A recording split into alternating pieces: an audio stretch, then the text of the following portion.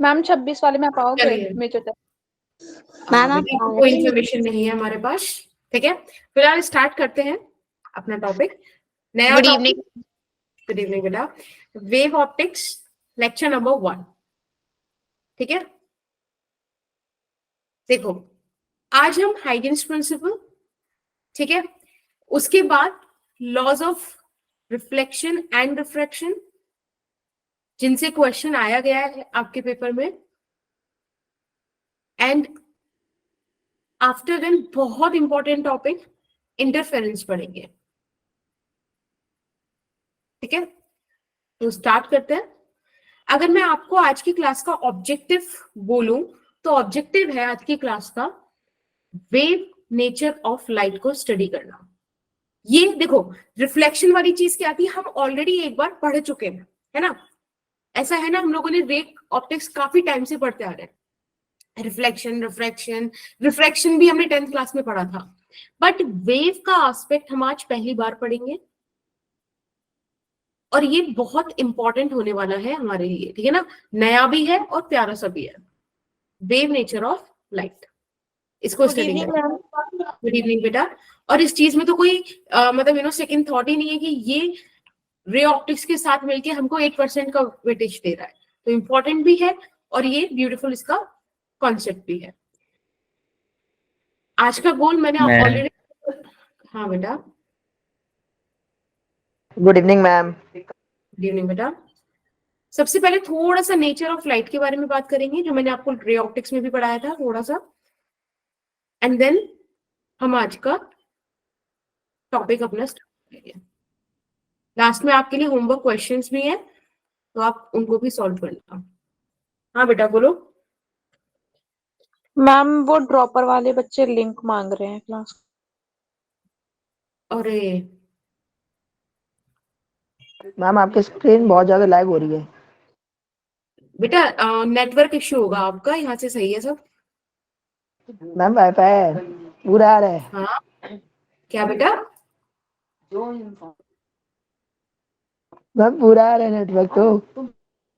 अरे तो बाकियों का भी तो होना चाहिए था ना, खाली तुम्हारा हो रहा है, क्या समझे? मैम गूगल मीट खराब हो गया। एक सेकेंड रुको जरा। ये देखिए ऑप्टिक्स है ना, यहां से लेके पोलराइजेशन तक दिस मच पोर्शन 8%, तो एक ह्यूज वेटेज है ये हमारे लिए। तो we will take care of it, ठीक है, कि अच्छे से करें और इसकी समझ जरूरी है आगे के चैप्टर्स के लिए।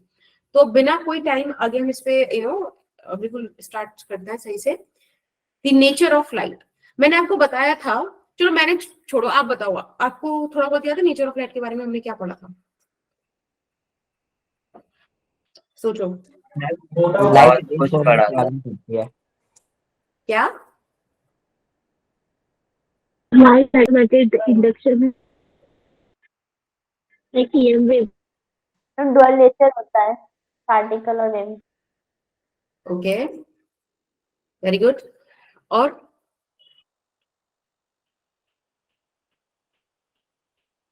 बताओ, देखो ध्यान से सुनना।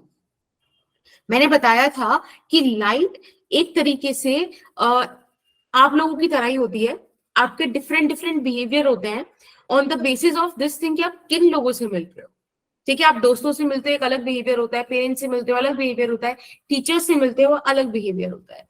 तो लाइट का भी सेम केस है। लाइट अगर ऐसे किसी ऑब्जेक्ट से मिलती है जो उसकी वेवलेंथ से बहुत बहुत बहुत बड़ा है, तब वो कैसा बिहेव करता है? पार्टिकल की तरह। अभी रे की तरह बिहेव करता है मैम ये ना। रे की तरह करेगा अगर वो लेंथ अब होगी देखो, वो लैम्डा के कंपेयर। अभी बात करते हैं उसका। रे ऑप्टिक्स में और क्या पढ़ा था हमने? लेंस, मिरर्स, ये सब सेंटीमीटर्स में होते हैं। वेवलेंथ ये कहीं 1000 एंगस्ट्रॉम्स में 4000 टू 8000 अप्रोक्सीमेटली, राइट।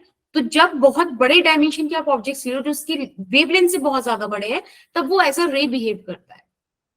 जब आप ऐसा कोई पार्टिकल लेते हो जो कंपेरेबल वेवलेंथ का हो, जस्ट लाइक कि a strand of your hair, एक बाल नहीं, it's a strand of hair, मतलब कहते हैं ना जस्ट वन सिंगल हेयर, तो उसकी तरह ये बिहेव करता है और इसको बोलते हैं, तभी बिहेव करता है एज अ वेव। अगर लाइट इंटरेक्ट करती है रिलेटिविस्टिक पार्टिकल्स से, रिलेटिविस्टिक पार्टिकल्स मतलब बोलो प्रोटॉन, क्या होता है रिलेटिविस्टिक? यूनिट में लेंथ, जिनका वेलोसिटी कंपेरेबल होता है स्पीड ऑफ लाइट के, और एग्जांपल्स आप लोगों ने सही बोले कि इलेक्ट्रॉन। हाँ ठीक है, अल्फा पार्टिकल, ये सब इनमें ही आते हैं, और तब ये एज अ पार्टिकल बिहेव करता है। तो अभी हमें पार्टिकल नेचर नहीं पढ़ना, हमारा जो अब कंसर्न है वो है वेव को लेकर, ठीक है। यानी कि यहाँ पे बहुत छोटे छोटे ऑब्जेक्ट्स होंगे जिनको हम स्टडी करेंगे। चलिए, बहुत सारी थ्योरीज आई, उस हिस्ट्री के बारे में हम ऑलरेडी रे ऑप्टिक्स में बात कर चुके हैं कि कैसे न्यूटन्स कॉर्पस्कुलर थ्योरी आई, फिर हाइगन्स वेव थ्योरी आई, है ना, फिर बहुत सारी चीजें हुई। तो न्यूटन एक बहुत ही ऐसे साइंटिस्ट थे कि वो जो बोलते थे वो माना जाता था। मैंने आपको बताया था कि वो ये बात बोल के गए कि light is consist of very small very tiny particles called corpuscles, ठीक है। और फिर उन्होंने उसको लेके बहुत सारी बातें करी। हाँ मुस्कान मैम, क्लास में अभी तक आपने क्या पढ़ाया है? बेटा बस यही स्टार्टिंग हो रही है हाइगन्स वेव थ्योरी से। इससे पहले सिर्फ ये बताया था कि नेचर ऑफ लाइट कैसे होता है। Okay ma'am. ओके, तो जब हम बात करते हैं कि बहुत सारे पार्टिकल्स, वो छोटे छोटे पार्टिकल से लाइट मिलकर बनी है, तो वो न्यूटन साहब बोल के गए, वो बहुत सारी बातें बोल के गए। वो ये बोलकर गए कि जो लाइट है उसको मीडियम की जरूरत होती है, लाइट को डेंसर से रेयर, मतलब वो डेंसर में ज्यादा तेज मूव करती है in comparison to rare medium. तो हमें पता है ये बातें गलत है ना। 1850 में ये वाली चीज एक्सपेरिमेंटली भी प्रूव हो गई कि ये बात गलत बोल गए, वो रेयर में ज्यादा तेज मूव करती है, ठीक है। पर धीरे धीरे वो थ्योरी फेल होती गई। तो उसी टाइम ही जो हाइगन्स वेव थ्योरी आई थी, इसको लोगों ने इग्नोर मारा था खूब अच्छे से, बट फिर उन्होंने इसको स्टडी किया। तो आज हम भी स्टडी करेंगे, और इसलिए स्टडी करेंगे क्योंकि बहुत सारे रिजल्ट को फुलफिल करता है, बहुत सारे रिजल्ट्स को एक्सप्लेन करता है। तो सबसे पहले तो एक डच फिजिसिस्ट थे ये, तो इनका एक्चुअल में नाम हाइगन्स नहीं है, ये तो हम लोगों की सहूलियत के लिए हमने बना दिया है। अगर आप डच वाला थोड़ा सा फील के साथ बोलो तो इट्स समथिंग हॉकहॉर्न्स, ठीक है। तो अब ये है कि नहीं बोला जाता उतना, हम लोग हाइगन ही बोलेंगे, बट उनका रियल प्रोनाउंसिएशन इस नेम का ये नहीं है, ठीक है। इन्होंने कहा कि अब तुम लाइट पढ़ने आए हो, तो अब तुम हमारे तरीके से पढ़ो, हम जो बोल रहे हैं तुम वो बोलो, उसको समझो, मतलब एक ऐसे समझो अब हमें एक इनकी दुनिया में एंटर कर रहे हैं, और इनकी दुनिया में जीने के लिए हमें इनके हिसाब के नियम समझने पड़ेंगे, ठीक है। तो सबसे पहले इन्होंने बोला कि light is a mechanical wave. हमको पता है लाइट इलेक्ट्रोमैग्नेटिक वेव है, बट हमको अब, क्योंकि हम इनकी कंट्री में, हम कुछ नहीं बोलने वाले, ये जो कह रहे हैं सही कह रहे हैं, ठीक है। लाइट अगर एक मैकेनिकल वेव है, इसका मतलब कि it requires a medium to travel. लोगों ने कहा रुको रुको रुको रुको, अब कुछ लोग तो देखो, हम लोग तो भोले भाले से हम तो ऐसे ही घुस गए कि ठीक है जो बोल रहे हो, पर थे कुछ लोग, उन्होंने बोला कि भाई मैकेनिकल वेव मतलब मीडियम लगता है, मतलब सन से अर्थ तक लाइट कैसे आ रही है, फिर सन से अर्थ तक कैसे आ रही है। तो उन्होंने कहा कि हमने बोला ना मैकेनिकल वेव है, तो सन से अर्थ तक भी मीडियम है। और तब इन लोगों ने एक मीडियम कंसिडर किया, ये वैक्यूम नहीं मानते थे, ये कहते थे कि एक मीडियम है ईथर, जिसे हम ईथर थ्योरी भी बोलते हैं, ठीक है। और कुछ लोग आज भी मानते हैं, बट ये वैसी वाली चीज है जैसे कि कुछ लोग मान लें कि अर्थ फ्लैट है, कुछ मान लें अर्थ स्फेरिकल है, कुछ मान लें अर्थ एलिप्टिकल है, और वाकई में अर्थ जियोइड है, ठीक है। तो जैसा जिसका मन वैसे मान लो। इन्होंने बोला कि एक ईथर मीडियम है जो अर्थ से सन के बीच में है, और इस ईथर मीडियम के कुछ इन्होंने बातें बताई। क्यों? क्योंकि ये मैकेनिकल वेव पढ़े हुए थे, इन्हें पता था मैकेनिकल वेव की वेलोसिटी E बाय रो का स्क्वायर रूट होती है। E क्या है? इलास्टिसिटी, रो है डेंसिटी। अब एक बात बताओ, मुझे पता है ना कि बहुत तेजी से लाइट अर्थ तक आ रही है सन की, यानी कि वेलोसिटी बहुत ज्यादा होगी। अगर वेलोसिटी बहुत ज्यादा है तो आपके सामने ये जो रेशियो है इसको ये वाली बात फुलफिल करनी पड़ेगी ना कि ई बहुत बहुत बहुत ज्यादा है और रो बहुत बहुत बहुत कम है, दोनों ही सूरतों में वी ज्यादा होगा ना, बोलो। ई क्या है इसमें? Yes, ma'am. ई है इलास्टिसिटी। इलास्टिसिटी। भैया अगर न्यूमरेटर बहुत ज्यादा है और डिनोमिनेटर बहुत कम है तो कुल मिला के कहानी जो भी आंसर आएगा वो बड़ा ही होगा ना,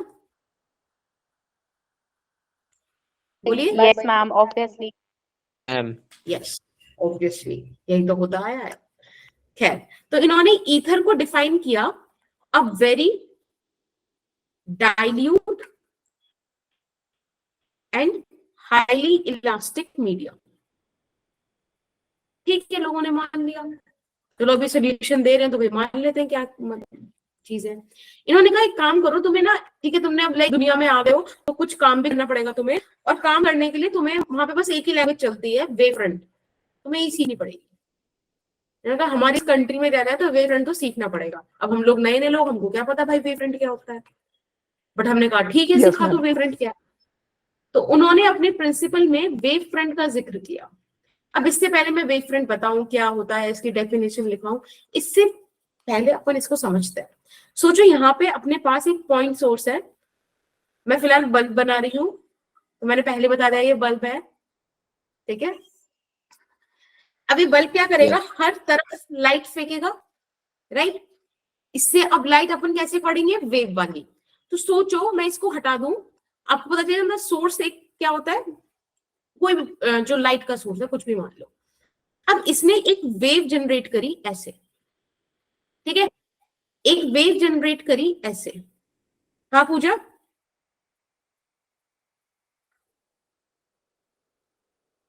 ठीक है, ऐसे हमने हर तरफ वेव्स जनरेट करा दी, और थोड़ी सही सी वेव मतलब like same same wave generate करेंगे क्योंकि भाई सोर्स तो एक ही है ना। अब एक बात बताऊं, आप एक नॉर्मल वेव पढ़ते हो उसमें क्या समझते हो कि यहां से 0 से स्टार्ट हुआ और 2 पाई तक पहुंच गया ना, फेस, फेस क्लियर है, क्या होता है एंगल, और राइट, ठीक है। तो 0 से चल के 2 पाई तक पहुंच गया, वेवलेंथ लैम्डा हो गई। क्या मैं इस चीज को ऐसे बोल सकती हूँ कि लैम्डा चलने पर 2 पाई का फेज डिफरेंस आता है? Yes, ma'am. पक्का? Yes, ma'am. इस बात में किसी को तो कोई फर्क नहीं पड़ता ना कि लैम्डा चलने पे 2 पाई का फेज डिफरेंस आएगा? No, ma'am. तो मैंने आपसे यही बोला कि मैंने इस सोर्स से लैम्डा डिस्टेंस दूर पॉइंट्स को मार्क करना स्टार्ट कर दिया, ठीक है, लैम्डा डिस्टेंस दूर।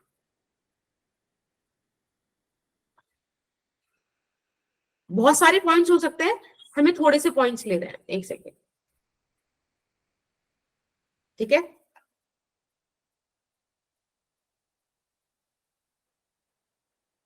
एक मिनट,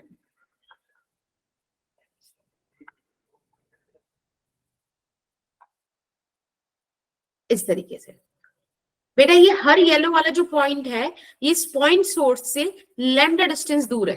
तो अगर मैं बोलूं कि यहाँ पर फेज डिफरेंस 0 है, दूसरे कलर से बोल देते ताकि आपको थोड़ा कलर कोडिंग से भी समझ में आए चीजें। लेट्स से कि यहाँ पर 0 फेज है, तो लैम्डा डिस्टेंस चलने पे यहाँ पे 2 पाई फेज हुआ होगा ना, यहाँ पे 2 पाई फेज हुआ ना, बोलो कोई दिक्कत किसी को? No, ma'am. यानी कि ये सारे पॉइंट्स सेम फेज में वाइब्रेट कर रहे हैं, इन सब पर सेम तरीके का डिस्टरबेंस गया है। जब आप इन सारे पॉइंट्स को एक पाथ में कनेक्ट कर दोगे, राइट, जब इन सारे पॉइंट्स को आप एक पाथ में कनेक्ट कर दोगे तो आपको मिल जाएगा वेव फ्रंट। समझ में आया? Yes, ma'am. तो अब मैं वेव फ्रंट की डेफिनेशन लिख रही हूँ, अब मुझे बताना कि इसमें कोई तुम्हें दिक्कत आई क्या। इसको मैंने समझाया ऐसे वैसे तो आई रियली बिलीव कि नहीं आएगी, बट आएगी तो I really like to entertain that thing. Wave front होगा, it is the continuous locus, locus मतलब path, it is the continuous locus of all those points which vibrate in same phase at any instant of time. बोलो, समझ आया? Yes ma'am. Yes ma'am. ठीक है, एक बार इसको एक बार फिर से पढ़ लो. It is the continuous locus of all those points which vibrate in same phase at any instant. ठीक है, आप एक बात बताइए, सोर्स के शेप पे भी तो डिपेंड करेगा कि वेवफ्रंट किस तरीके का होगा. अगर आपके पास एक स्फेरिकल सोर्स है तो जो पॉइंट सोर्स है तो जो उससे वेवफ्रंट्स निकलेंगे वो स्फेरिकल शेप के निकलेंगे. राइट? यस. ओके, तो पॉइंट सोर्स से हमें जो वेव फ्रंट मिले वो थे स्फेरिकल वेव फ्रंट. बार बार वेव फ्रंट नहीं लिखते, काम करते हैं ऐसे लिखते हैं. इसका मतलब वेव फ्रंट ही है. ओके, आपको दिख रहा है यहाँ पे एक व्हाइट लाइन है which is perpendicular to these wave fronts. Kind of tangent, वो रेडियस जैसा लग रहा है. दिख रहा है? ये देखो, परपेंडिकुलर ही तो है. मैम ये इक्विपोटेंशियल सरफेस वाला कॉन्सेप्ट नहीं लग रहा? एग्जैक्टली ये सब परपेंडिकुलर है बेटा, इसे ही रे बोलते हैं. This is the wave front. Perpendicularly direction of light बोल दो या डायरेक्शन ऑफ एनर्जी फ्लो बोल दो या फिर आप इसको रे बोल दो. As simple as that. ठीक है? Okay, yes ma'am. ठीक है. अगर आपके पास लीनियर सोर्स है, ठीक है, अगर आपके पास लीनियर सोर्स है तब आपको सिलिंड्रिकल वेव फ्रंट्स मिलेंगे. समझ में आता है? जैसे कि ये आपके पास तो जो हर डायरेक्शन में इससे वेव निकलेगा तो एक सिलेंडर मिलता चला जाएगा ना आपको. वो सेंट्रिक सिलेंडर समझ लीजिए, वो एक्सियल सिलेंडर समझ लीजिए. राइट? अब ऐसे ही एक और बहुत इंपॉर्टेंट वेव फ्रंट आता है आपके पास. 3 वेव फ्रंट होते हैं. स्फेरिकल आपके पास आ गया, सिलिंड्रिकल आपके पास आ गया. तीसरा आता है जब आपके पास पैरेलल लाइट रेज हो. आप ऐसे मानो कि या तो सोर्स आपका इंफिनिटी पे रखा है, ठीक है, बहुत दूर रखा है, तो हम बोलते हैं ना कि इंफिनिटी से इस तरीके से लाइट रेज आती हैं पैरेलल. तो इन लाइट रेज के परपेंडिकुलर आपको हमेशा वेव फ्रंट मिलेगा. अब आप इसे डायरेक्शन ऑफ प्रोपोगेशन कैसे बोलो, वैसे कोई दिक्कत नहीं पड़ती. बस आपको ये समझना है कि आपको इस तरीके का प्लेन वेव फ्रंट मिलेगा जब आपका सोर्स इंफिनिटी पे हो या आपके पास पैरेलल लाइट रेज हो. हमेशा ध्यान रखना, बहुत ज्यादा यूज करोगे आप प्लेन वेव फ्रंट का. ठीक है? Yes ma'am. ओके. मैम ये तो वेव हमको ऑप्टिक्स करा रहा हाँ, तो हमको वेव फ्रंट में इतनी बात समझ में आ गई कि wave front is perpendicular to direction of propagation. Am I clear on this? Yes ma'am. चलो, अब हमने वेव फ्रंट भी समझ लिया. हाइगेंस की जिंदगी दुनिया में रहने के लिए कि वेव फ्रंट जरूरी है. अब वेव फ्रंट के बाद इन्होंने अपने प्रिंसिपल की बात करी जिसमें बेसिकली 2 बात करेंगे. पहले आपको, हाँ बेटा. मैम स्लाइड दिखा दीजिए एक मिनट. हाँ जी.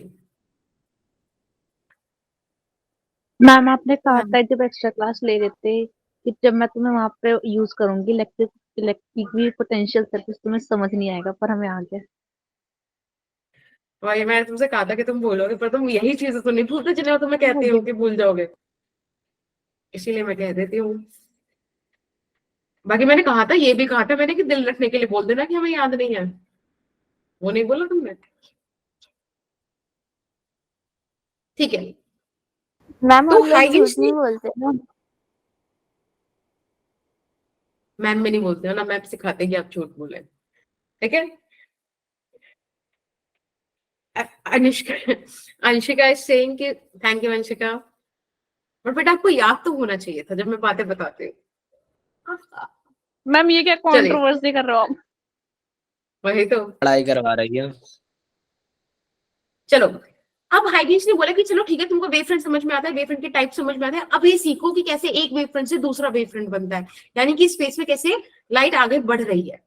तो उन्होंने बहुत मतलब कुछ ऐसी ऐसी बातें करी जिसका ठीक है चलो पर कर लेते हैं क्योंकि उनकी दुनिया में उनको रहना है। उन्होंने बोला ये सोर्स है, इस सोर्स से हमने वो पॉइंट्स निकाल लिए थे ना, तो कोई एक सर्कल बना देता है, फिर पॉइंट्स को मार्क कर देंगे। हाँ, तो जैसे कि ये सोर्स है, तो इस पर हमने वो पॉइंट्स बना दिए थे जिन पर वेव फ्रंट कैसा रहेगा, सेम रहेगा, याद है, सॉरी जिनका वो सेम रहेगा फेज, इस तरीके से। तो उन्होंने कहा ठीक है वेव फ्रंट ऐसे बना दो, कोई दिक्कत नहीं है। अब ये जो नए पॉइंट्स आए ना, ये जो नए वेव फ्रंट में पॉइंट्स आए, ये सभी सोर्स की तरह काम करेंगे।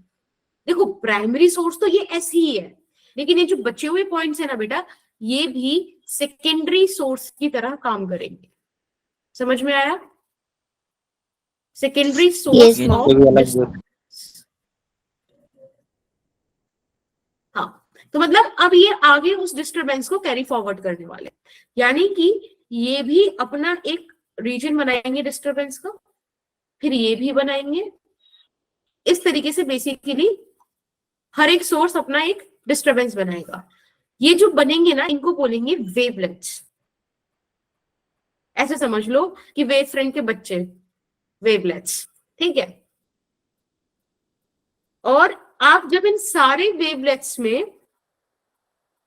हंस रहे हो, जब आप इन सभी वेवलेट्स को क्या करोगे, कॉमन टेंजेंट से कनेक्ट करोगे। ध्यान से सुनो मैंने क्या बोला, वेवलेट्स बने, स्फेरिकल वेवलेट्स बन रहे, आप इन स्फेरिकल वेवलेट्स में कॉमन टेंजेंट ड्रॉ करोगे, you will get the second wave front. समझ में आया? Yes, ma'am ma'am. मैं क्या बोलती हूँ एक बार अब फिर से इस रिपीट तरीके कर। से कॉमन टेंजेंट ड्रॉ कीजिए, and this is the second wave front, not secondary wave front, I said second wave front, या आप ऐसे बोल दो कि न्यू वेव फ्रंट। मैम कोई दिक्कत सेकेंडरी किसी क्यों को? नहीं बोल सकते? बेटा सेकेंडरी का ही सोर्सेज हो गए ना, लेकिन का कि ओरिजिनल ये है फिर ये बना, ये तो दूसरा वेव फ्रंट ही बना है, ये कोई अलग चीज नहीं है, राइट? बोल दो, उसमें भी कोई इशू नहीं है। कोई आपको देखो, अपने अपन थ्योरी वाला पेपर तो लिखते नहीं, तो कोई वैसा इशू नहीं है, बाकी आपको सिर्फ समझने जैसी बात है। और इसमें भी ये मतलब समझ में आया कि बेसिकली एक सोर्स था, फिर वेव फ्रंट क्रिएट हुआ, फिर वो वेव फ्रंट के छोटे छोटे पार्टिकल्स भी अपने अपने सोर्सेज से क्या करेंगे, सेकेंडरी वेव फ्रंट बनाएंगे, राइट? मैम हाँ फिर मुस्कान, जो इसमें हाँ मैम जो सेकंड न्यू वेव फ्रंट बनेगा मैम, उसमें भी तो नए वेव फ्रंट बन जाएंगे फिर। हाँ बिल्कुल, ऐसे ही लाइट आगे प्रोपोगेट होती रहेगी। और ये जो बन रहा है ना कि पहले वेव फ्रंट से दूसरा, दूसरे से तीसरा, तीसरे से चौथा, ये स्पीड ऑफ लाइट पे काम करेंगे, ये डिस्टरबेंस स्पीड ऑफ लाइट पे घूमेगा। समझ रहे हो? Yes ma'am. या फिर जो भी आपकी वेव है, साउंड वेव जो भी जैसा भी है वो, सॉरी साउंड वेव नहीं, जैसी भी आपकी वेव्स हैं वो उनके नेचर पे अपना बनता चला रहेगा, कोई दिक्कत नहीं है। मतलब स्पीड ऑफ वेव ही इस डिस्टरबेंस के, इस फॉर्मेशन की स्पीड होगी, दैट इज द कॉन्सेप्ट, ठीक है। इसमें एक और चीज थी, और वो ये कि जितने भी वेव फ्रंट्स बनते हैं ना बेटा, वो फॉरवर्ड डायरेक्शन में बनते हैं। हाँ मुस्कान आप बोलो पहले। मैम अगर न्यू वेव फ्रंट बनते रहेंगे तो फिर इसका एंड पॉइंट कहाँ होगा? एंड पॉइंट होगा ही क्यों, मतलब लाइक जब एक जगह जाके ब्लॉक ही कर दो, वो आगे जा ही ना पाए, वही तो एंड पॉइंट है। अदरवाइज लाइट का तो कोई एंड पॉइंट नहीं, देखो कहां से कहां तक आ रही है लाइट, है ना? सन से अर्थ तक आ रही है, इनफाइनाइट डिस्टेंस ट्रेवल कर रही है। अब मैं आके एक यहाँ पे दीवार लगा दूं तो उधर नहीं जा पाएगा, बट अगेन उधर से कोई और, मतलब लाइक कोई और वेव कहीं से आ रहा होगा, तो ब्लॉकेज तो हम क्रिएट करेंगे ना, इनका कोई एंड थोड़ी है, राइट? Yes, अगर ma'am. आपने ईएम वेव पढ़ा होगा तो आपको बताया गया होगा variable electric field produces magnetic field, variable magnetic field produces electric field. वो आपस में खेलते हुए आ रहे हैं, उनको जरूरत ही नहीं है, चलते रहेंगे, हाँ, है ना? yes, ma'am. तो आप एक स्टेटमेंट लिख लीजिए, कि every point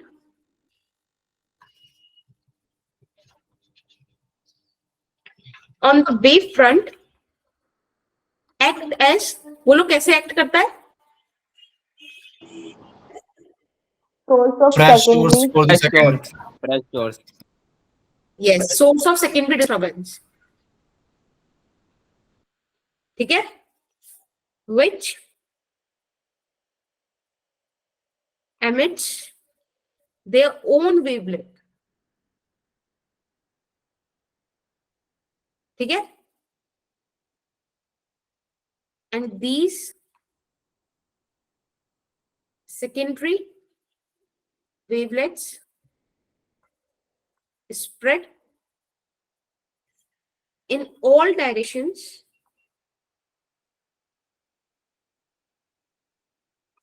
with the speed of wave. समझ में आता है?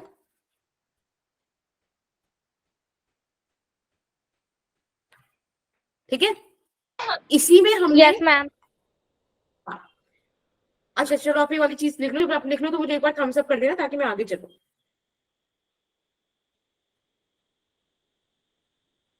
मैम ठीक एक है? मिनट. हाँ हाँ ठीक है टाइम पे. मैम डिस्टरबेंसेस की स्पेलिंग सही लिखी है आपने? Disturbances, I guess. कुछ गड़बड़ है क्या? मैम वेवलेंथ की गड़बड़ लग रही है. मैम एन के बाद Wavelength. सी भी तो आता है उसमें. Wavelets लिखा है, wavelets. मैम मैम डिस्टरबेंसेस में एन के बाद सी भी तो आएगा. हाँ तो है तो सी, एल नहीं लगा है. ये तो रहा. मैम बस गलती निकालने अरे बैठे हैं बच्चे के, कहाँ गलती निकाल. एडिटिंग वोटिंग चल रही है. मैम मेरी बात सुनिए. हाँ जी बेटा. मैम जैसे कि आपने बताया कि वेव फ्रंट हमेशा फॉरवर्ड डायरेक्शन में बनती है, मैम बैकवर्ड डायरेक्शन में क्यों नहीं बनती? Yes, nice question. We will discuss it पर समय आने पर. Okay, अभी मैं मैम. आपको कंस्ट्रक्ट करना फिर से एक चीज के साथ सिखा रही हूँ और फिर मैं बताऊंगी कि क्यों हम एनर्जी पीछे वाले को हटा देते हैं, इंटेंसिटी 0 मानते हैं. ठीक है उसकी. बट अगेन ये ऐसी टर्म्स है, थोड़ा सा आपको एक रिलेशन पढ़ाएंगे फिर उस बारे में बात करेंगे. देखो अब होना क्या है, एक सिंपल सी बात समझो. जैसे कि ये मेरे पास एक वेव फ्रंट है, इस वेव फ्रंट पे कुछ पॉइंट्स मैं मार्क कर रही हूँ जिनको मैं secondary source of disturbance consider करने वाली हूँ. अब आपको पता है ये क्या करेगा, वेव फ्रंट बनाएगा. ठीक है, सेकेंडरी वेवलेट बनाएगा. आपको कॉमन टेंजेंट लेना है.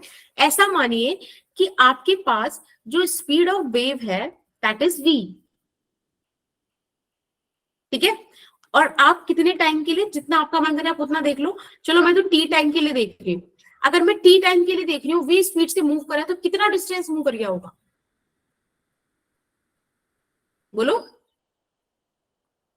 vt v into t तो आप क्या करेंगे, इन पॉइंट से vt रेडियस लेके कर्व क्रिएट करेंगे.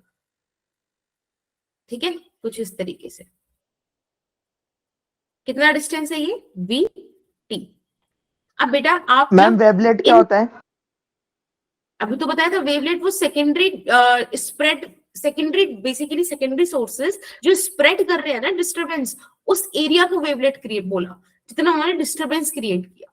हर एक पार्टिकल जो क्रिएट कर रहा है ना, ये दीज आर द वेवलेट्स.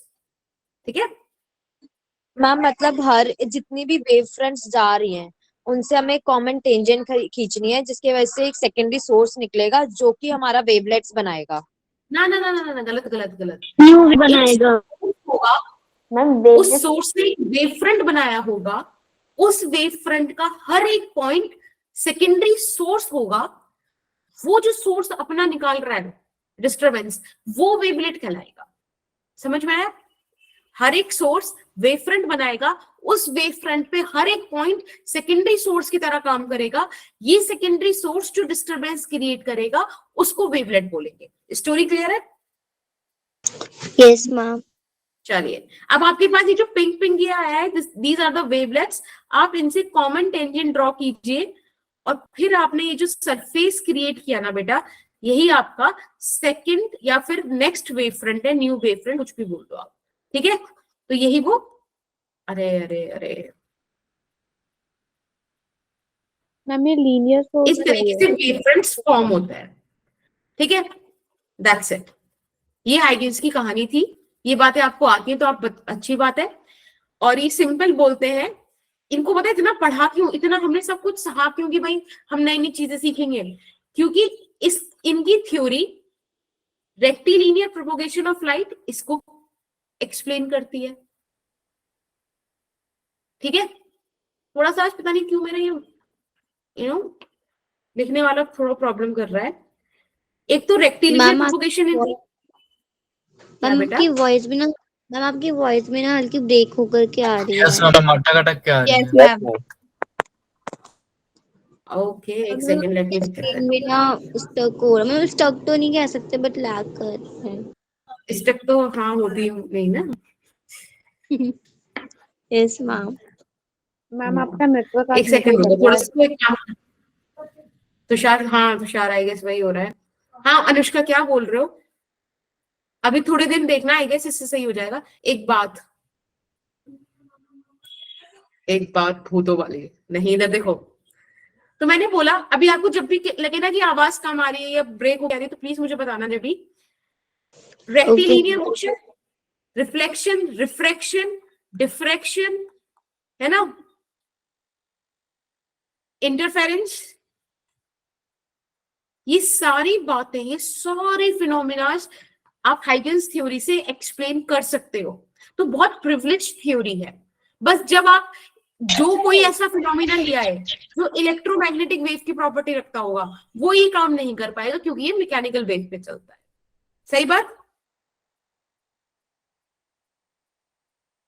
बोलो। Yes ma'am. Yes ma'am. एक मिनट जरा मैं देख लूं क्या बोल रहा है बच्चा। प्रिंसिपल कौन कौन से थे बेटा? हाइगेन्स प्रिंसिपल था अनुष्का, ठीक है।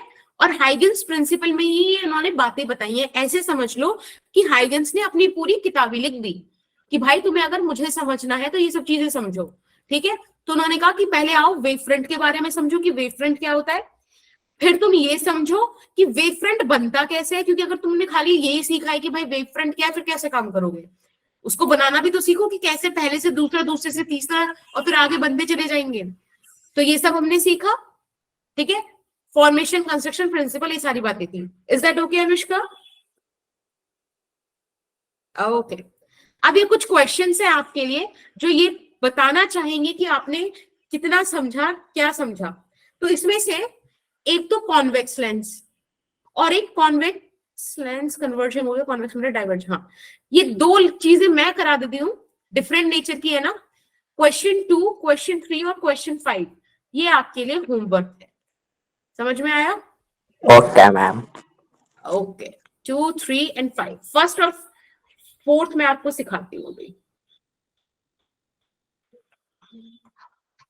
अब देखो, फर्स्ट सॉल्यूशन बोल रहा है कि आप कॉन्वेक्स लेंस के थ्रू बताओ कि वेव फ्रंट कैसा बनेगा। ओहो, देखा? तो हमने कॉन्वेक्स लेंस बनाया। अब उस कॉन्वेक्स लेंस पे आप ऐसे कुछ लिखा है इन्होंने, when object is at infinity for convex lens. ये क्वेश्चंस ना आपके एग्जाम में देखो पूछने को पूछा जा सकता है, फोटो बना के दे दें वो चार, क्या ही दिक्कत है उन्हें, ठीक है। तो कोशिश कीजिएगा कि आप समझ पाओ इन चीजों को। अब देखो, अगर इंफिनिटी पे ऑब्जेक्ट रखा है तो इस तरीके की लाइट रेज आई होंगी ना। मैंने आपको बताया था कि अगर आपके पास पैरेलल लाइट रेज आ रही हैं तो मतलब आपके पास किस तरीके का वेव फ्रंट आया है? Plane wave front. ठीक है। तो आप इसको चाहे ऐसे बनाओ, चाहे वो प्लेन ऐसे शीट वाला बना दो, जैसे आपकी मर्जी। मैं अपनी ड्राइंग को देखते हुए ऐसे स्ट्रेट लाइन बना दूं, आप समझ जाओगे प्लेन वेव फ्रंट है। Yes ma'am. ठीक है, तो ये हो गया आपका इंसिडेंट वेव फ्रंट कैसा है, प्लेन वेव फ्रंट। ओके, अब हमें पता है रे ऑप्टिक्स के हिसाब से कि भाई ये लाइट रेज एक पॉइंट पर कन्वर्ज होंगी, है ना, क्योंकि कॉन्वेक्स लेंस है, राइट। अब जब ये कन्वर्ज होंगी तो क्या आपको इस बात का फील आ रहा है कि ये थोड़ा सा इस तरीके से बेंट हो जाएगा, ऐसे ऐसे ऐसे। अगर आपको ये चीज समझ में नहीं आई, देखो ये तो बड़ा सिंपल सा इसको ड्रॉ करने का तरीका है, क्योंकि हमें क्या समझ में आता है यहाँ पे कि हम भाई वो कन्वर्स हो रही, छोटे छोटे छोटे होते चली जाएंगी। लेकिन अगर आपको ऐसे समझ नहीं आ रहा तो हमेशा ध्यान रखना कि डायरेक्शन ऑफ प्रोपोगेशन के परपेंडिकुलर आपको वेव फ्रंट मिलेगा, और यहीं से आपको ये सारी शेप्स मिल जाएंगी। ठीक है, समझ में आता है? Yes ma'am. ठीक है, एक मैं आपको कॉन्वेक्स मिरर और करा देती हूँ, क्योंकि उसमें डाइवर्जिंग नेचर हो जाएगा, तो आपके पास दोनों तरीके के कॉन्सेप्ट्स आ जाएंगे। अब जैसे कि ये मेरे पास एक कॉन्वेक्स मिरर है, पता है ना हमें कॉन्वेक्स मिरर का नेचर कैसा होता है? Yes ma'am. यस यस, वो डाइवर्स करता है। अब अगेन हमने बोला कि ऑब्जेक्ट भाई इंफिनिटी पे रखा है, तो हमें पता है कि इंफिनिटी से पैरेलल लाइट रेज आएंगी। ठीक है, आई पैरेलल लाइट रेज, हमें पता है कि वो उनको इस तरीके से क्या कर देगा, तो मैं देखो व्हाइट कलर से बना रही हूं इंसिडेंट वेव फ्रंट्स, जो कि एक प्लेन वेव फ्रंट होगा, राइट। लेकिन अगर जब मैंने को देखा कि भाई वो तो डाइवर्स कर रहा है, तो डाइवर्स करने के लिए हम लोग ऑरेंज कलर का सहारा ले रहे हैं, और कुछ इस तरीके का आपको क्या मिलेगा, रिफ्लेक्टेड वेव फ्रंट्स। समझ में आता है? ठीक है, तो आपके लिए 2-3 होमवर्क है वहां पे, वो आप देखिएगा। क्या बेटा? मैम जी आपने कॉन्वेक्स मिरर वाला दिखाया, इसमें पीछे इमेज बन के क्यों नहीं बनी वेव फ्रंट? बेटा इमेज कैसे बन जाएगी? मैम ये तो जैसे हमने वर्चुअल पढ़ा बनती हुआ है है ना ना। यहाँ पे। हाँ मैम, इमेजिनरी जो ये इमेज बनती है यहाँ पे नहीं बन सकती? नहीं नहीं नहीं नहीं, देखो इमेजिनरी कॉन्सेप्ट ही इमेज फॉर्मेशन के लिए हमने पढ़ा है, बट ये तो एक्चुअल है ना वेव फ्रंट, तो जहां एक्चुअली लाइट रेज जा रही है वहीं तो वेव फ्रंट जाएगा, राइट। हाँ जी मुस्कान। जहाँ पे रिफ्लेक्टेड लाइट आएगी वहां पर वेव फ्रंट जाएगा ना? एग्जैक्टली रिफ्लेक्टेड लाइट रेज के परपेंडिकुलर तो बनाओगे। आप एक बात देखो, ये जो सरफेस है इसकी परपेंडिकुलर नहीं है ये। Yes ma'am. सिमिलरली इस सरफेस की यही तो कॉन्सेप्ट है, बस हमने उन्हें जोड़ दिया, कॉमन टेंजेंट जोड़ दी तो वेव फ्रंट मिल गया आपको। तो मैम ये ऐसा तो लाइक एक पर्टिकुलर नहीं है ना कि लाइक सिर्फ 2 वेव फ्रंट बनेगी या फिर 3? नहीं आपको कितना भी बना दो, जस्ट ड्राइंग कॉम्प्लिकेटेड ना हो उसके लिए। हाँ जी मुस्कान। मैम पिछली वाली स्लाइड दिखा दो। हाँ 1 सेकंड बेटा, बस 1 सेकंड। मैम खुशी भी आपसे कुछ पूछ रही थी। मैम सेम क्वेश्चन था। अच्छा हो गया, ठीक है। नेम भी सेम सेम है ना, वही मैं कह रही थी अंशिका। बेटा खुशी नाम की जो भी लड़कियां मिले ऐसे बोला करो मैम खुशी मैम आपसे कुछ पूछे, चाहे साथ की दोस्ती हो वो। आई गेस अभी नेट सही चल रहा है, कैमरा ऑन करके देख लेता है। Yes ma'am.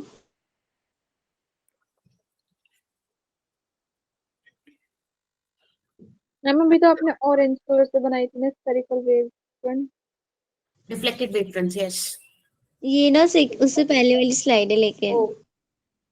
हाँ ये लेंस में पास हो गया ना, रिफ्लेक्शन हो गया, उधर रिफ्लेक्शन हुआ है।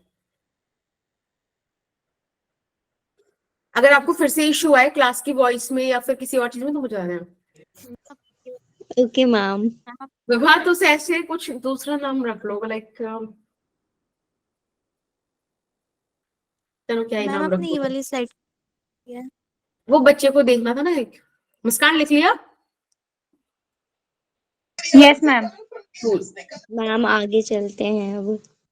हाँ चलिए, अब Next बात slide. करते हैं laws of reflection by wave theory. Wave से हम लॉज ऑफ रिफ्लेक्शन भी कर सकते हो, तो डायग्राम अच्छा लग रहा था इसलिए मैंने बना दिया, अदरवाइज हम लोग अपना अपना डायग्राम बनाएंगे। आप चलो एक बार ध्यान से देख लो कि लाइट रेज आई, एक इंसिडेंट वेव फ्रंट है आपके पास, एक आपके पास रिफ्लेक्टेड वेव फ्रंट होगा यहाँ पर, ठीक है। पर अभी हम देखते हैं इसको कैसे कैसे बना, स्टेप बाय स्टेप। तो डायग्राम अच्छा था इसलिए मैंने यहाँ पे शेप दिया, सॉरी बना दिया। अब हमारे पास ये एक मिरर है,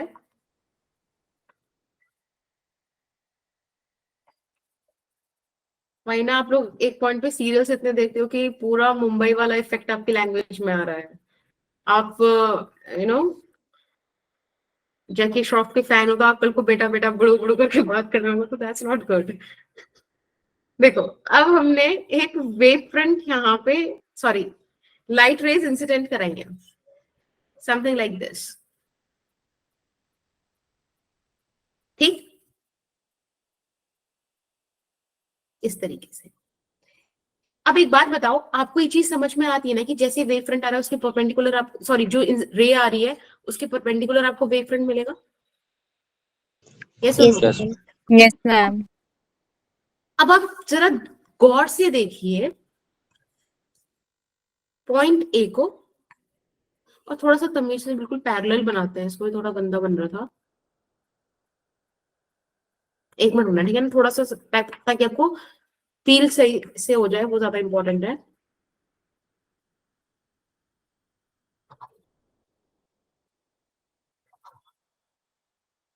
मैम ये आपने व्हाइट वाला क्या बताया, जो व्हाइट वाली लाइंस है?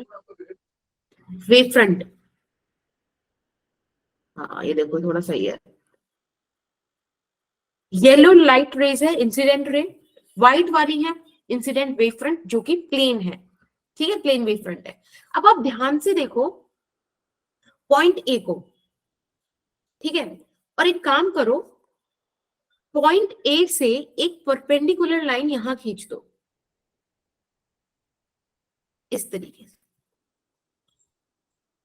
आप एक बात सोचो, जब एक वेव, एक इंसिडेंट रे पॉइंट ए पर आई, तो अब तो वो यहां से वापस होगी ना, रिफ्लेक्ट होगी, पर पॉइंट बी पर जो आई है उसको तो आगे चलना है ना, अभी तो वो टकराने के पॉइंट पे नहीं आई भाई, कल को वो इस पॉइंट सी पर आ जाए तभी तो वो चलेगी आगे। यानी कि बी से सी वाला जो डिस्टेंस है वो, और ए के बाद का जो थोड़ा सा डिस्टेंस है, ये अलग कहानी है, ये सुनो।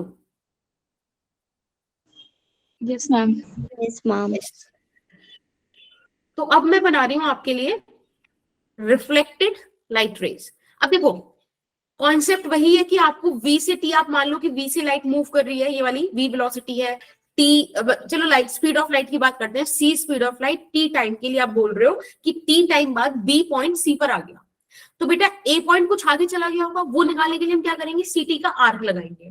अब आर्क आप स्पेस में स्फेरिकल कहीं भी लगा सकते हो, बट कॉमन सेंस थोड़ी सी हमको लगानी है कि लाइट अगर आई है तो रिफ्लेक्ट होंगी, रिफ्लेक्शन एक पर्टिकुलर सेंस में होगा, तो उस चीज को कॉम्प्लिकेट नहीं करेंगे, हम बनाएंगे कि भाई कुछ लाइट इस तरीके से जा रही होगी, राइट, और ये भी इस तरीके से आगे जाएगी, ठीक है।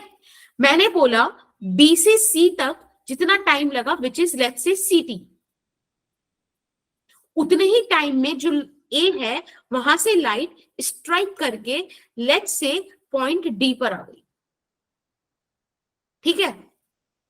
तो आपके पास, आप ध्यान से देखो, हाँ बेटा, मैम आपने ये CT लिखा है पर्पल कलर से? हाँ जी बेटा, C is speed of light, T is the time, जो मैंने देखा कि भाई B से C तक जाने में लगा। अगर आप ध्यान से देखो तो ये जो AB है ना, this is nothing but the incident wave front, ठीक है, और ये जो CD है, this is nothing but the reflected wave front. क्या फील आया? मैम आप वहां से वापस से एक्सप्लेन कर सकते हो जब आपने CT वाली लाइन ड्रॉ करी? ओके, एक बात बताओ, ए पॉइंट तो टकरा गया ना सरफेस से, तो उसे तो आगे चलना है, रिफ्लेक्ट होना है, जबकि बी पॉइंट अभी भी आ रहा है, तो बी पॉइंट सी तक जितने टाइम में पहुंचेगा, ए उतने टाइम में डी तक पहुंच गया, बी जितने टाइम में सी तक पहुंचेगा, ए उतने टाइम में डी तक पहुंच गया।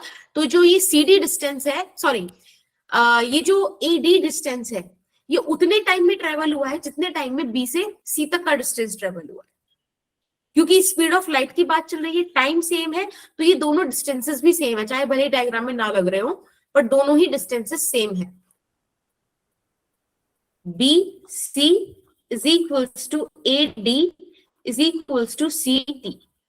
अब समझ में आया? Yes ma'am. हाँ या ना?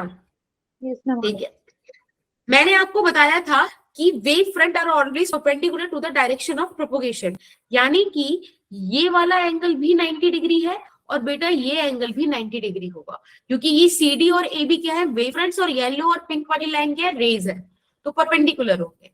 कोई दिक्कत? No no ma'am. मैम। यहां पर आप एक काम कीजिए, नॉर्मल ड्रॉ कर दीजिए ताकि आप एंगल ऑफ इंसिडेंस ये सब निकाल पाओ। तो मैंने यहाँ पे नॉर्मल ड्रॉ किया, this is the angle of incidence, right? बोलिए। Yes ma'am. Yes ma'am. Yes ma'am. And this would be angle of reflection. Cool. Reflected ray pink वाली है, इंसिडेंट येलो वाली। समझ में आ रहा है? डायग्राम में फिर से बनाओ। मैम ये जो कह रहे हैं आर आपने बनाया है ये पिंक लाइन को टच, ब्लू लाइन को टच करा है, पिंक को, जो मैम आर आपने एंगल ऑफ रिफ्लेक्शन पिंक बनाया को, है। क्योंकि पिंक रिफ्लेक्टेड है ना। Okay I ma'am. Think diagram थोड़ा क्लियर बनाओ ना, फिर से थोड़ा सा इशू आ रहा है ना। नहीं मैम समझ आ रहा है, बस वही पूछना था। चलो ठीक है फिर। अब आपके पास दो ट्राइंगल है, एक है ट्राइंगल ABC और एक है ट्राइंगल ACD। ठीक है, थोड़ा सा जरा आप इसको ध्यान से देखिए तो कुछ इस तरीके का आपको मिल रहा है, this is I, this is R, और ऐसे आपको यहां से A पॉइंट मिल रहा है और यहां पे आपको B, C and this is 90 degree. ABC दिख रहा है कि आपको इतना portion? Yes ma'am. Yes ma'am. ठीक है, एक सेकेंड, थोड़ा सा ज्योमेट्रिकली मुझे 1 मिनट रुको बस।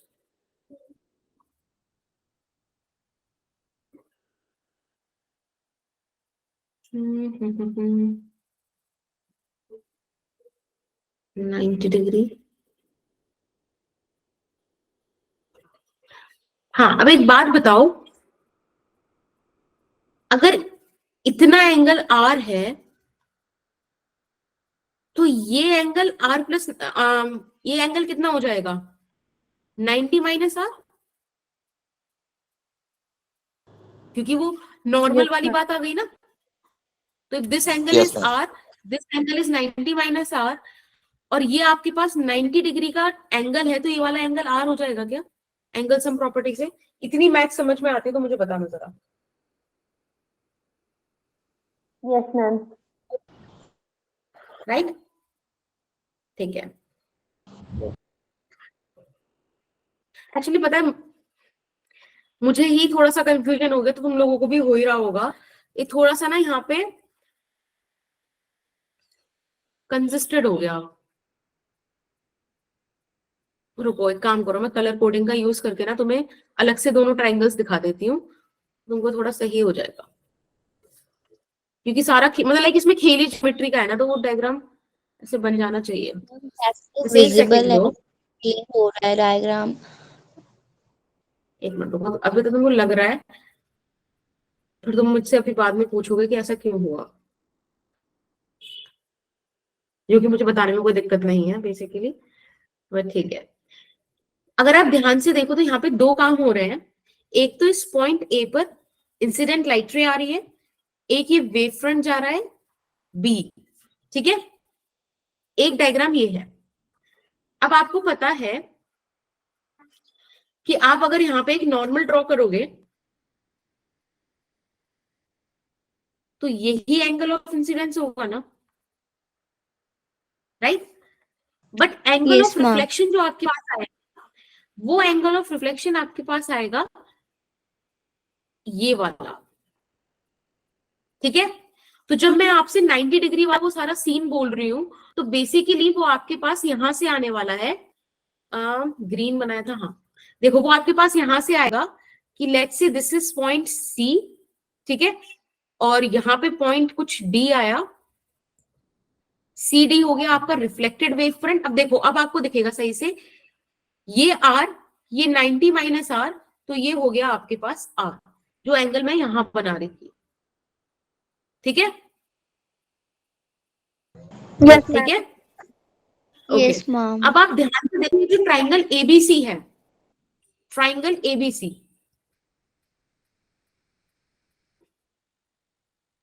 एक सेकेंड बस,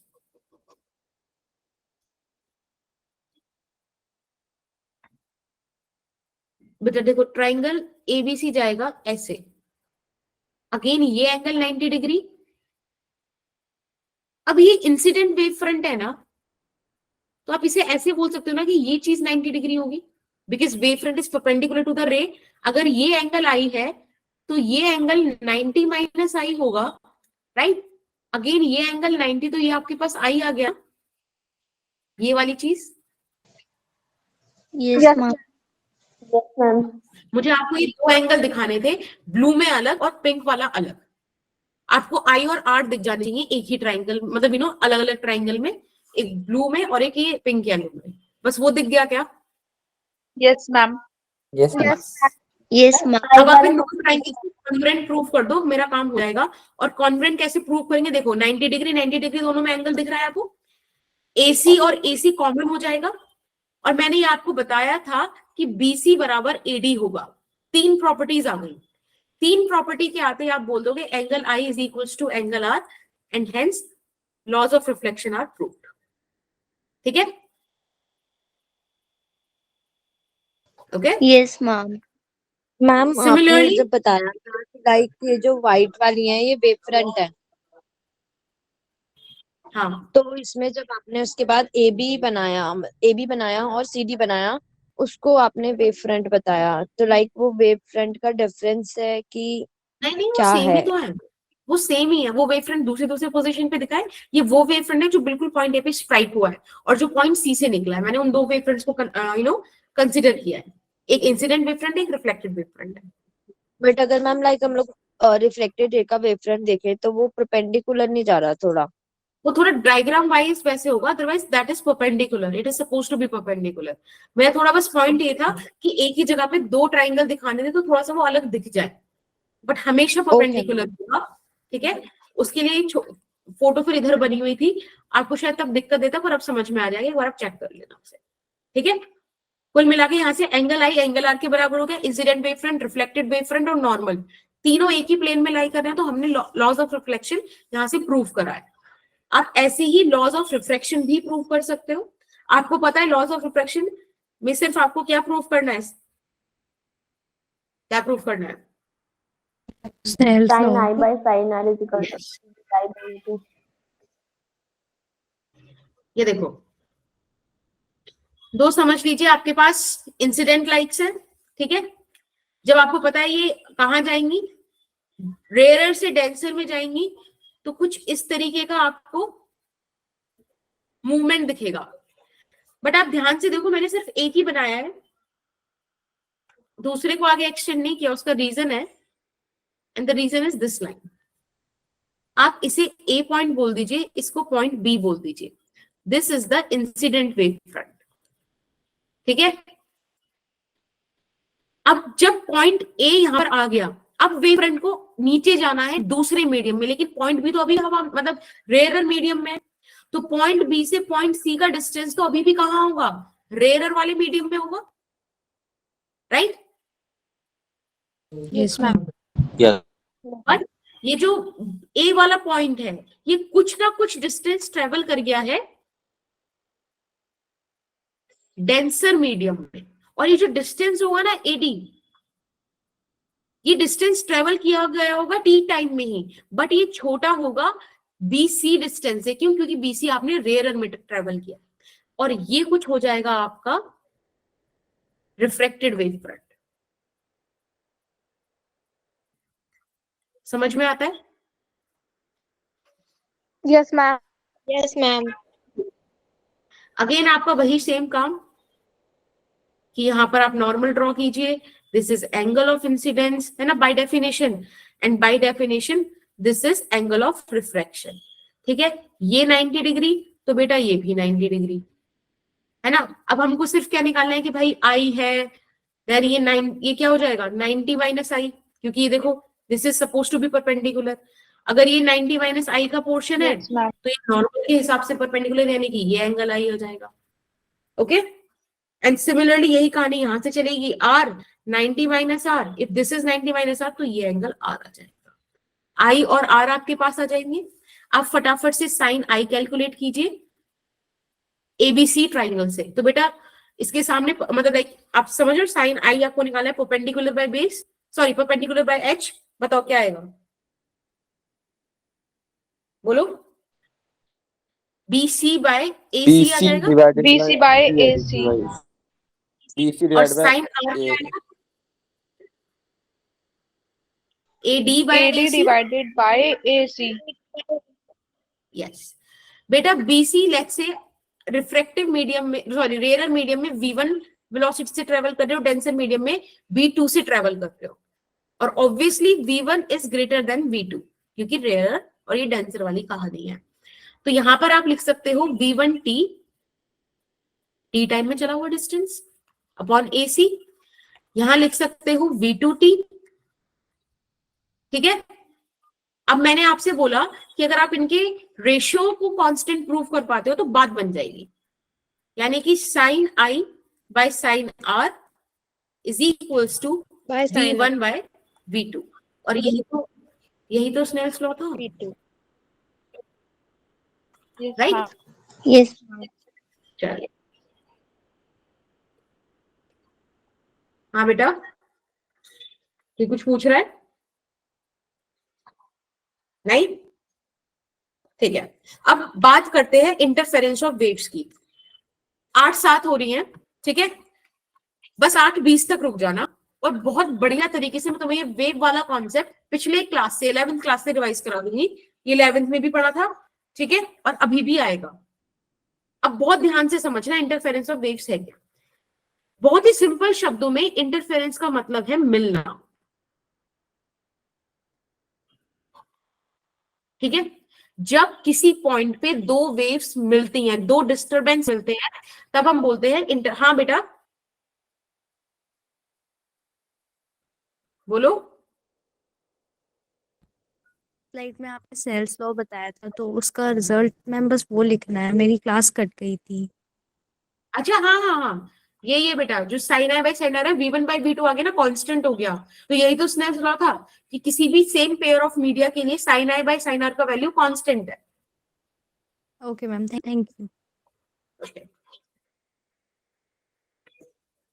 हाँ जी, इंटरफेरेंस ऑफ वेव्स की बात कर रहे थे हम, मतलब एक पॉइंट पे 2-3 वेव्स का मिलना। अब इसमें सिंपल सा एक जो सुपरपोजिशन का प्रिंसिपल यूज होता है, वो बड़ी सिंपल सी बात कहता है कि वेक्टर सम जो रिजल्टेंट होगा वो इंडिविजुअल वेव्स के सम के बराबर होगा। आप 2 बोलो, आप 3 बोलो, 4 बोलो, कितनी भी वेव्स मिलेंगी, सबका वेक्टर सम आप सेव करो, ठीक है।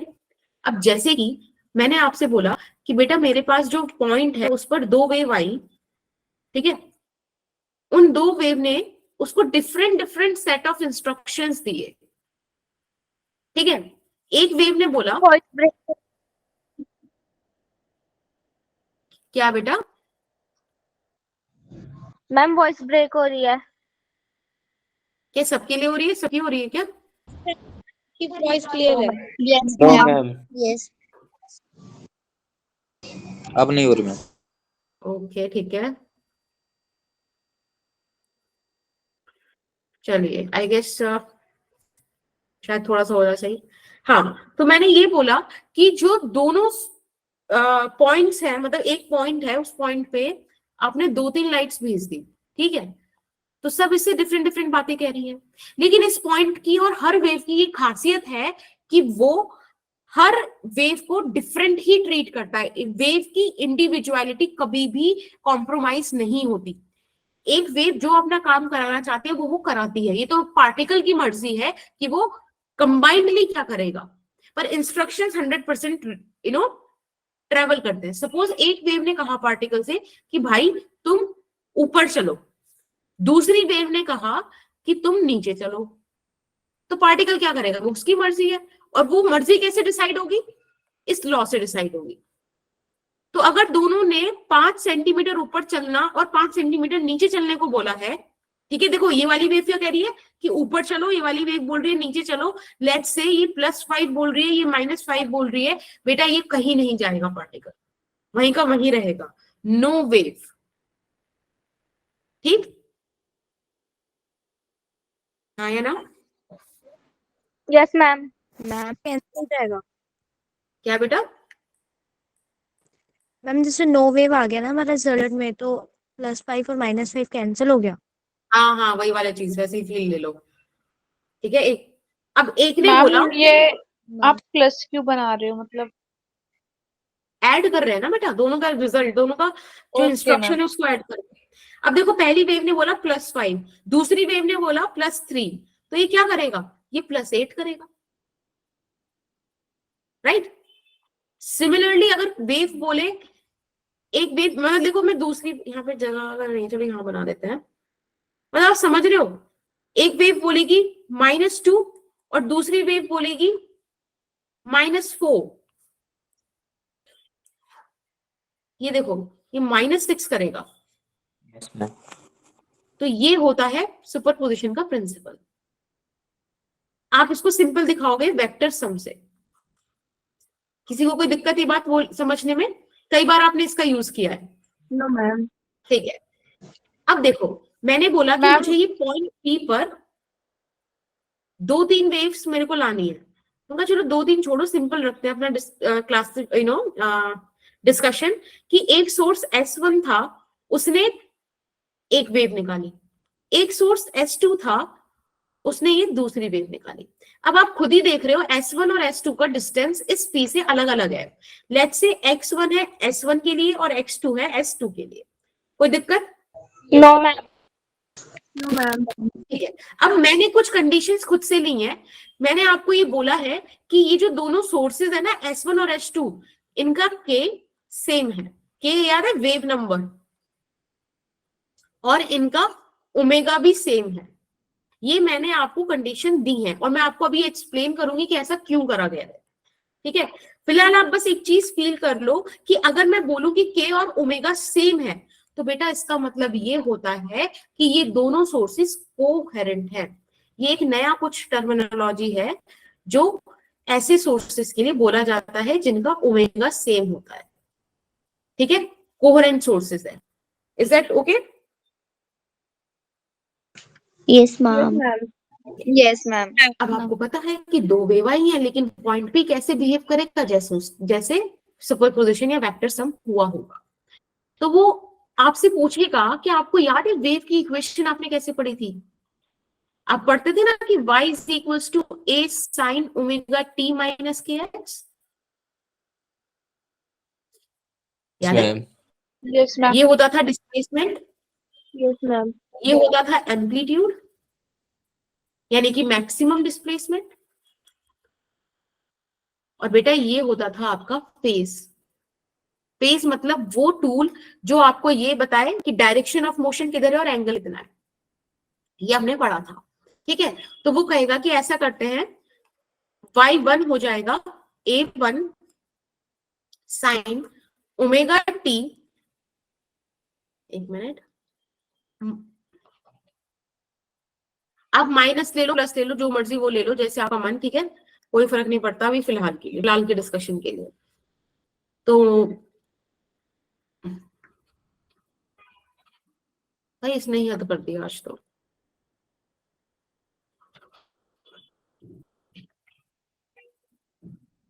हाँ सौम्या, मैम स्क्रीन लैग कर रही है शायद।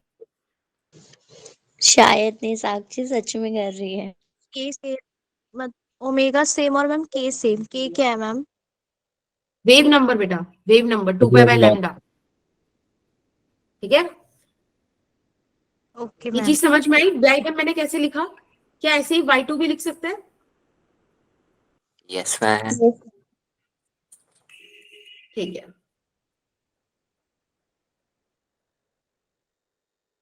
मैम ठीक है, यस।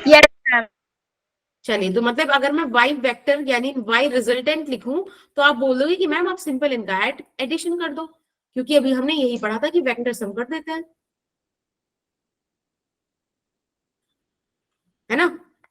अभी तक कोई दिक्कत थोड़ी आई है किसी को, सिंपल सी बात चल रही है। अब एक बात बताओ, ये जो हम वेव्स का इंटरफेयर करा रहे हैं, क्या आपको ये चीज समझ में आ रही है? अपन लाइट वेव को लेके चल रहे हैं, लाइट मतलब रोशनी। यहां पे सिंपल सी बात है, ए बटा एम्पलीट्यूड मैक्सिमम डिस्प्लेसमेंट, ठीक है अंशिका? देखो आपको मेरी वीडियो दिख रही है क्या अभी? Yes ma'am. Yes ma'am. देखो लाइट का सिंपल सा मतलब है, अगर सेम फेज में है, मतलब एक ने कहा ऊपर चलो दूसरी भी ऊपर गई, एक ने कहा नीचे चलो दूसरी भी नीचे आई, और ये सब काम सेम टाइम पे हो रहा है, मतलब सेम फेज में। तो अगर ऐसी वेव्स मिल जाए जिनका सेम फेज है, तो वो रोशनी देंगे तो बहुत बढ़िया देंगे, और डार्कनेस देंगे तो वो भी कमाल की देंगे। और अगर इस ब्लैक व्हाइट में आप कंट्रास्ट बहुत अच्छे से कर पाओगे, है ना। इमेजिन करो कि पूरा स्पेस ब्लैक है, उसमें मैं बस व्हाइट व्हाइट लाइन खींच दूं कुछ कुछ, तो आपको ब्लैक व्हाइट अलग से बिल्कुल सेपरेट दिख रहा है ना। Yes ma'am. Yes ma'am. Yes ma'am. तो वो यहाँ पे काम होता है बेटा। ये चीज सिर्फ इस बात पे डिपेंड करती है कि फेज क्या है, क्योंकि आपको पता है अगर फेज डिफरेंस आता है तो पार्ट डिफरेंस आता है, पार्ट डिफरेंस आता है तो फेज डिफरेंस आता है। यहाँ पर ऑलरेडी पार्ट डिफरेंस है, एक x1 पर है एक x2 पर है, पार्ट डिफरेंस है ना। Yes ma'am. और अगर पार्ट डिफरेंस है तो फेज डिफरेंस है, बस सिंपल सी बात है। तो इस हिसाब से हम सबसे पहले फेज डिफरेंस निकाल लेते हैं, क्योंकि वही सबसे इंपॉर्टेंट है। फेज डिफरेंस को फाई से रिप्रेजेंट करते हैं, मैंने आपको बताया था कि इस चीज को फेज बोला जाता है। तो फर्स्ट का फेज माइनस सेकंड का फेज, यानी कि ओमेगा टी माइनस का के एक्स वन, ये वाला फेज आप डिफरेंस निकाल दीजिए दूसरे वाले फेज से।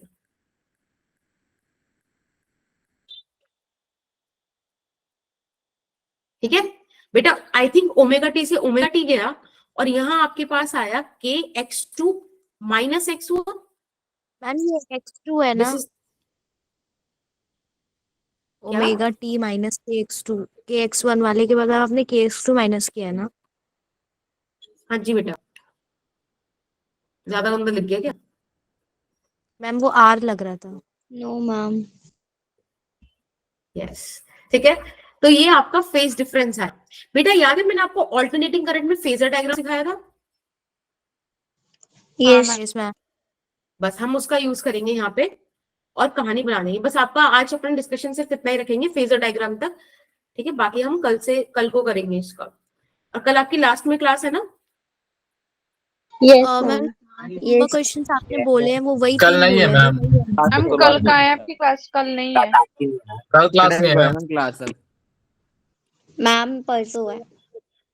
मैम हाँ जी। मैम जो होमवर्क क्वेश्चंस आपने बोले वो वही तीन बोले हैं ना, और भी है स्लाइड्स में? हाँ और भी है। देखो फेजर डायग्राम इस तरीके से बनाते थे, पहले दोनों फेजेस को बनाते थे, उनके बीच का एंगल अभी हमने निकाला फाई होता है। मैंने ऐसे मान लिया कि जो रिजल्टेंट एम्पलीट्यूड है वो A1 से थीटा आ गया है। तो बेटा क्या आप AR को ऐसे नहीं लिखोगे कि A1 का स्क्वायर प्लस A2 का स्क्वायर, जैसे वेक्टर सम करते थे, याद है? 2A1 A2 और cos theta, sorry cos five, five angles के बीच का, दो वेक्टर्स के बीच का, है ना। ऐसी तो फेजर्स हम ऐसी तो पढ़ते जैसे वेक्टर होता है। याद करो ऑल्टरनेटिंग करंट में बताया था मैंने वाली चीज तुमको। ये इस तरीके से आ गया। अब देख रहे हो एम्पलीट्यूड cos फाइव पे डिपेंड कर रहा है। यही चीज मैं बोल रही थी कि अगर फाई ही है तो ये बताएगा कि किसी पॉइंट पे डार्क हमको मिलने वाला है कि ब्राइट मिलने वाला है, रोशनी मिलेगी कि अंधेरा मिलेगा, ये बात हमें फाई बताएगा। क्या इतनी पॉइंट हमें समझ में आता है? Yes ma'am. Yes ma'am. तो कल हम Yes, जब ma'am. आपकी क्लास होगी तब हम इसके आगे से डिस्कशन करेंगे, इंटेंसिटीज तक जाएंगे, ठीक है, और उसको सॉल्व करेंगे। कंस्ट्रक्टिव कब बनेगा, डिस्ट्रक्टिव कब बनेगा, ये चीजें जरूरी है। प्लीज कोई मुझे समराइज करेगा आज का लेक्चर फटाफट से, बस 5 सेकंड में कर दो। ठीक है बताओ। मैम मैम, पहले मैम, हाइजेंस प्रिंसिपल देखा था, उसमें ये फिर सब वेव टाइप फ्रंट है, देखी थी, इसलिए वेवलेट्स मतलब देखा था, टॉपिक और होमवर्क सोर्स देखी थी मैम, स्फेरिकल की वजह से पॉइंट सोर्स की वजह से स्फेरिकल वेव वेवफ्रंट देखा फ्रंट था, आती है, और लीनियर की वजह स्फेरिकल से plane plane, wavefront. Ma'am. Linear की वजह से हाइगेंस सिलेंड्रिकल प्रिंसिपल, आती है, और हाइगेंस पैरेलल की वजह से प्लेन वेव प्रिंसिपल, फ्रंट आती है। Very good. मैम सब तो बोल बहुत ही सही दिया। बोला साक्षी ने सिर्फ ये बोला कि हमने हाइगेंस प्रिंसिपल और कंस्ट्रक्शन सीखा था, वेव फ्रंट सीखा था, उसके टाइप सीखे थे स्फेरिकल, लीनियर एंड प्लेन, ठीक है। और हमने इनसे रिफ्लेक्शन सीखा, फिर हमने सीखा कि इंटरफेरेंस क्या होता है, और हमने रिजल्टेंट एम्पलीट्यूड का एक्सप्रेशन निकाला, ठीक है। और कोहेरेंट। यस हाँ, और कोहेरेंट सोर्सेस के बारे में थोड़ा सा हमने डिस्कशन किया। अभी हम इसके बारे में और बात करेंगे, और ये डिस्कशन हम करेंगे नेक्स्ट क्लास में